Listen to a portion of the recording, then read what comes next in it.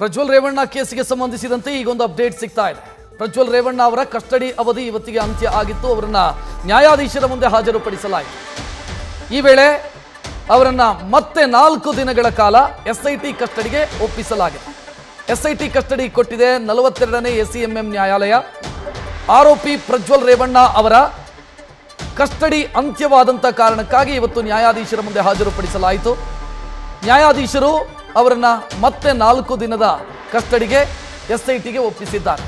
ಕಾರಣ ಆರೋಪಿ ತನಿಖೆಗೆ ಸರಿಯಾಗಿ ಸಹಕರಿಸ್ತಿಲ್ಲ ಅನ್ನೋದು ಒಂದು, ಮತ್ತು ಅವರ ಮೊಬೈಲ್ ಅನ್ನ ಇನ್ನೂ ಕೂಡ ವಶಪಡಿಸಿಕೊಳ್ಳುವುದಕ್ಕೆ ಸಾಧ್ಯ ಆಗಿಲ್ಲ, ಮತ್ತು ಆ ಮೊಬೈಲ್ ಎಲ್ಲಿದೆ ಅನ್ನೋದರ ಬಗ್ಗೆ ಆರೋಪಿ ಮಾಹಿತಿಯನ್ನು ಕೊಡ್ತಿಲ್ಲ ಅನ್ನೋ ವಿಚಾರವನ್ನ ನ್ಯಾಯಪೀಠದ ಗಮನಕ್ಕೆ ತರುವಂತ ಪ್ರಯತ್ನವನ್ನ ಅಶೋಕ್ ನಾಯಕ್ ಅವರು, ಅಂದ್ರೆ ಎಸ್ಐಟಿಯ SPP ಅಶೋಕ್ ನಾಯಕ್ ವಾದ ಮಂಡಿಸಿದ್ರು.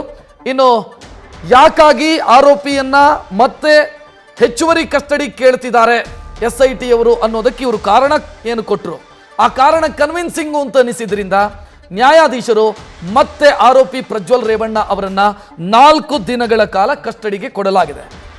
ಸೊ 7 ದಿನ ಕಸ್ಟಡಿಯನ್ನ ಅವರನ್ನು ನೀಡಲಾಗಿತ್ತು. 7 ದಿನದ ಕಸ್ಟಡಿಗೆ. ಆ 7 ದಿನದ ಕಸ್ಟಡಿ ಸಂದರ್ಭದಲ್ಲಿ, ಅಂದರೆ ಅವರನ್ನು ವಿಚಾರಣೆಗೆ ಒಳಪಡಿಸಿದಂಥ ಸಂದರ್ಭದಲ್ಲಿ ಅವರು ತನಿಖೆಗೆ ಸರಿಯಾಗಿ ಸಹಕರಿಸಿಲ್ಲ ಅನ್ನೋದು SITಯ ವಾದ ಆಗಿತ್ತು.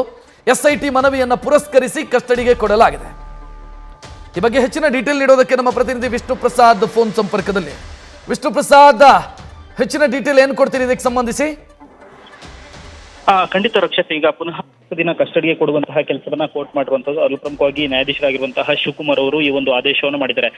ಮೊದಲನೇದಾಗಿ ಇವತ್ತು ಅರ್ಜಿ ವಿಚಾರಣೆ ಆದ ತಕ್ಷಣವೇ ಮೊದಲನೇದಾಗಿ SIT ಅಧಿಕಾರಿಗಳು ಪುನಃ ಕಸ್ಟಡಿಗೆ ಕೊಡಬೇಕು ಅಂತೇಳಿ ಮನವಿ ಸಲ್ಲಿಸುವಂತಹ ಕೆಲಸವನ್ನು ಮಾಡಿದ್ರು. SIT ಪರವಾಗಿ SPP ಆಗಿರುವಂತಹ ಅಶೋಕ್ ನಾಯ್ಕ್ ಅವರು ವಾದವನ್ನು ಮಂಡಿಸಿದ್ರು.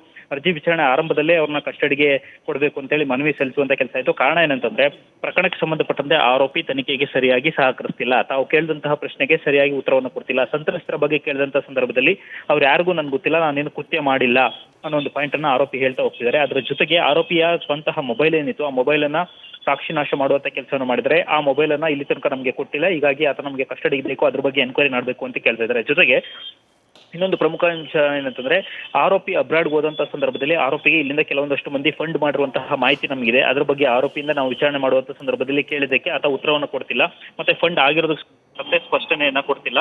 ಹೀಗಾಗಿ ಆರೋಪಿನ ಪುನಃ ಕಸ್ಟಡಿಗೆ ಬೇಕು.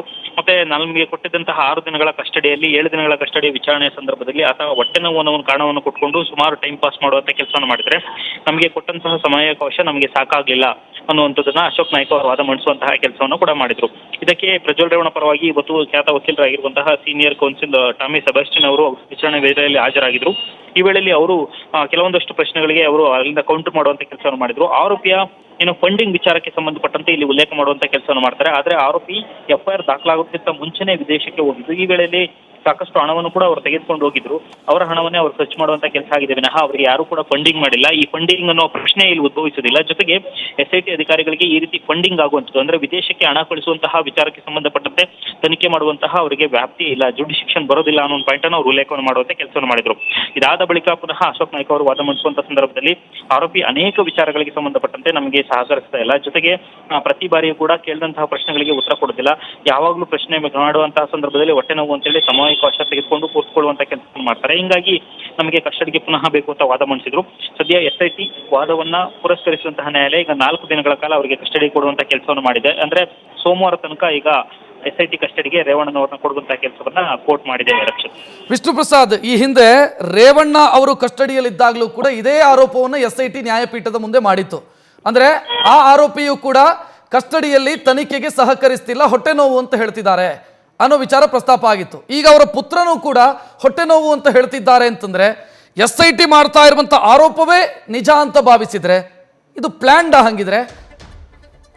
ಇಲ್ಲ, ಈ ರೀತಿ ನಾವು ಅದನ್ನ ಹೇಳೋದಕ್ಕೆ ಸಾಧ್ಯ ಇಲ್ಲ. ಯಾಕಂತಂದ್ರೆ ಒಂದು ಅವಕಾಶ ನೋಡ್ತಾ ಹೋದಂತಹ ಸಂದರ್ಭದಲ್ಲಿ ಆರೋಪಿನಿಗ ಕಸ್ಟಡಿಗೆ ಪಡ್ಕೊಂಡಂತಹ ವಿಚಾರಕ್ಕೆ ಬಂದಂತಹ ಸಂದರ್ಭದಲ್ಲಿ ತನಿಖೆಗೆ ಸಹಕರಿಸುವಂತಹ ವಿಚಾರ ಏನಿದೆ, ಅಂದ್ರೆ ಅವ್ರು ಕೇಳಿದಂತಹ ಪ್ರಶ್ನೆಗಳಿಗೆ ಉತ್ತರಿಸಬೇಕಾಗುತ್ತೆ. ಆದ್ರೆ ಇಂತಹ ಉತ್ತರವನ್ನೇ ಕೊಡಬೇಕು ಅಂತೇಳಿ SIT ಒತ್ತಡ ಮಾಡುವಂತಹ ಸಾಧ್ಯತೆಗಳು ಇರುವುದಿಲ್ಲ ಒಂದ್ ಕಡೆ. ಇನ್ನೊಂದ್ ಕಡೆ ಪ್ರಜ್ವಲ್ ರೇವಣ್ಣ ಅವರು ಈಗ ಕ್ಲಿಯರ್ ಆಗಿರುವಂತಹ ಸಾಧ್ಯತೆಗಳಿದೆ. ಕಾರಣ ಏನಂತಂದ್ರೆ ಪ್ರಕರಣಕ್ಕೆ ಸಂಬಂಧಪಟ್ಟಂತೆ ಯಾಕೆ ಅವರು ಈ ರೀತಿ ರಿವರ್ಸ್ ಆಗಿ ನಡ್ಕೊಳ್ತಿದ್ದಾರೆ ಅಂತ ನಾವು ಸಾಮಾನ್ಯವಾಗಿ ಗೆಸ್ ಮಾಡೋದಾದ್ರೆ ಮೊದಲನೇ ಅಂಶಗಳು ಏನಂತಂದ್ರೆ ಈಗ ವೈರಲ್ ಆಗಿರುವಂತಹ ವಿಡಿಯೋಗಳಲ್ಲಿ ಅವ್ರ ಮುಖ ಎಲ್ಲೂ ಕೂಡ ಕಂಡು ಬರ್ತಿಲ್ಲ. ಜೊತೆಗೆ ಸಾಕ್ಷ್ಯಾಧಾರಗಳು ಸಂಬಂಧಪಟ್ಟಂತೆ ನೋಡ್ತಾ ಹೋದಂತಹ ಸಂದರ್ಭದಲ್ಲಿ ಬಯಾಲಜಿಕಲ್ ಎವಿಡೆನ್ಸ್ ಈಗಾಗಲೇ ಸುಮಾರು 4 ವರ್ಷ ಆಗಿರುವಂತಹ ಹಿನ್ನೆಲೆ ಆ ಎವಿಡೆನ್ಸ್ ಕೂಡ ಅಲ್ಲಿ ಸಿಗ್ತಾ ಇಲ್ಲ. ಜೊತೆಗೆ ಸರ್ಕಮ್ಸ್ಟೆನ್ಷಿಯಲ್ ಎವಿಡೆನ್ಸ್ ಮ್ಯಾಚ್ ಮಾಡೋಕೆ ಹೋದಂತಹ ಸಂದರ್ಭದಲ್ಲೂ ಕೂಡ ಆರೋಪಿ ಹಾಗೂ ಸಂತ್ರಸ್ತೆ ಒಂದೇ ಮನೆಯಲ್ಲಿ ಸುಮಾರು ವರ್ಷಗಳ ಕಾಲ ಇದ್ದಂತಹ ಸಂದರ್ಭದಲ್ಲಿ ಇಂಥ ದಿನವೇ ಕೃತ್ಯ ಆಯಿತು ಅಂತ ಎಲ್ಲೂ ಕೂಡ ಸಂತ್ರಸ್ತೆ ತನ್ನ ದೂರಿನಲ್ಲಿ ಆಗಲಿ ಮತ್ತೆ ಕೊಟ್ಟಿರುವಂತಹ 164 ಸ್ಟೇಟ್ಮೆಂಟ್ ಸಂಬಂಧಪಟ್ಟಂತೆ ಕೊಟ್ಟಿರುವಂತಹ ಹೇಳಿಕೆಯಲ್ಲಿ ಎಲ್ಲೂ ಕೂಡ ಅಲ್ಲಿ ಸ್ಪಷ್ಟಪಡಿಸುವಂತ ಕೆಲಸವನ್ನು ಮಾಡಿಲ್ಲ. ಹೀಗಾಗಿ ಅನೇಕ ಅಂಶಗಳು ಅವರ ಪರವಾಗಿದೆ ಅನ್ನೋದನ್ನ ಆಧಾರವಾಗಿ ಇಟ್ಕೊಂಡಂತಹ SIT ಅಧಿಕಾರಿಗಳು ಪ್ರಜ್ವಲ್ ರೇವಣ್ಣ ಈಗ ಇಲ್ಲಿ ಸಹಕರಿಸಿಲ್ಲ ಅಂತ ಹೇಳಾಗ್ತಿರುವಂತದ್ದು.